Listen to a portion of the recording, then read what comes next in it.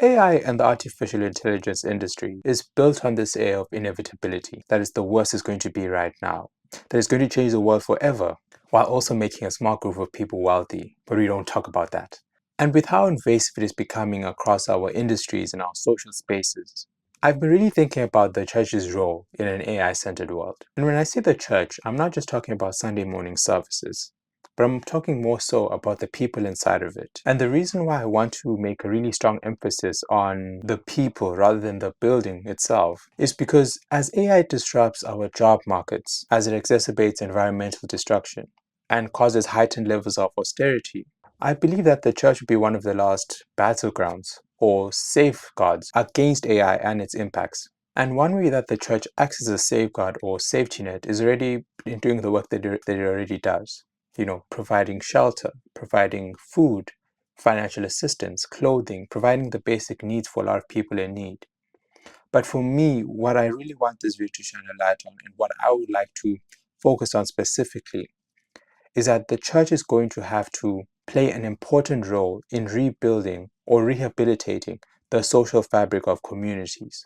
Because to me, it's not a coincidence that this AI boom that we're experiencing is happening at the exact same time as this growing divisiveness, this huge growing income gap between the rich and the poor, and this demonization of people who are different, who look different, who think different, who sound different. And as all of these fissures continue to grow because of the hardening of so many people's hearts, I think that it's so important for the church to be ready and equipped to deal with this shift in the world, to deal with the impacts of this AI industry, to be aware of it and to bring our heads together to understand what is our role in it.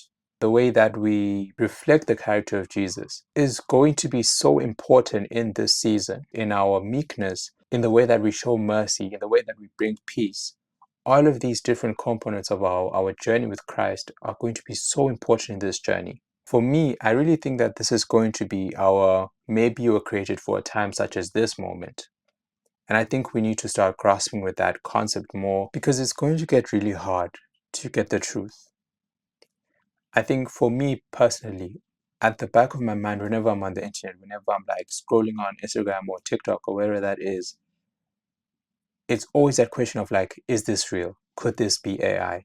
I think there's such an attack on the truth. There's such an attack on what's real that it's so easy for people to it's going to be easy for people to fall into like this moral resignation where they stop caring. I think you're starting to see that now as well.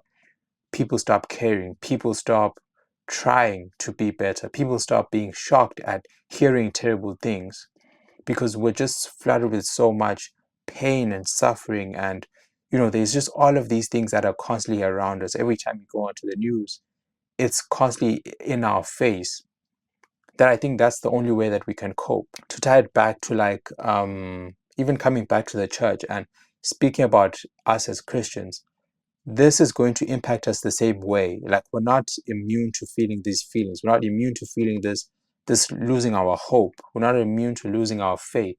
We're not immune to losing our joy.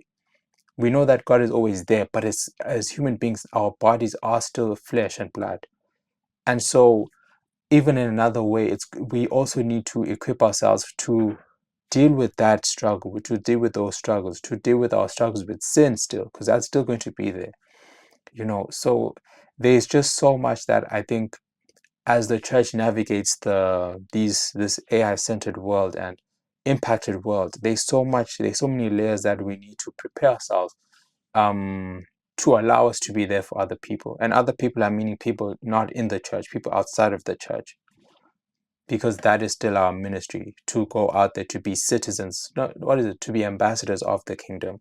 So we can't just like lock up shop, like close the doors. We need to open the doors. We need to open the doors to people who look like different people, may not even believe in God. People may come from different sexualities, believe something different. Like this is our we need to open the doors like as much as possible to as many people as possible in this time, especially in Acts 8, I want to say 8, after Stephen is killed, and like persecution starts. one of the most powerful things in that time is that when all of the Christians are scattered, they continue the word, they continue the ministry, they continue spreading the word. And as we know, persecution starts as Christians become more persecuted and everything like that happens. I think we can take so much from the early church's accounts. We can take so much from how they, even in the midst of persecution and suffering, and this point of turmoil, when they're being sent from their homes, from everything that they know, to foreign places, to foreign people, they still continue the word. They can still continue sharing the word. I think there's a powerful verse where like it speaks about how even in places where even everywhere where they went, they spread the ministry. They spread the ministry to the Greeks. They spread the ministry to people who weren't like them. And I think in our case as well, as the world is changing, it starts to become more unrecognizable in terms of like the pain and suffering, as high levels of pain and suffering and all of these different things. We still have an important role to play. There's something that we are called to do in this. And so just taking that on, taking that opportunity to spread the word in whatever that looks like. I know so many churches doing incredible work like young adults ministries, outreach, campus outreach drives, all of these different things. And even in ways that we may not see. Uh, the ways that you share the word, the ways that you live your life individually, you still have, it may not be the most loudest thing, but it's so powerful to the right people. When God sees that work, sees you living in His character, there is so much beauty that comes from that. So, man, I'm just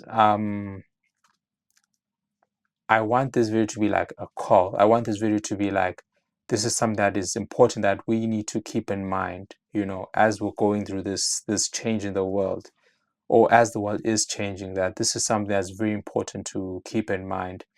And I hope that this video has been interesting. Hope that this video has been helpful. Hope that it also maybe inspires, or hope that it keeps the conversations that are already happening going, or it sparks conversation about the church's role in an AI centered world. Yeah, so that is me. Thank you so much for watching. I will see you guys somewhere, somehow on one of these channels. Yeah, peace.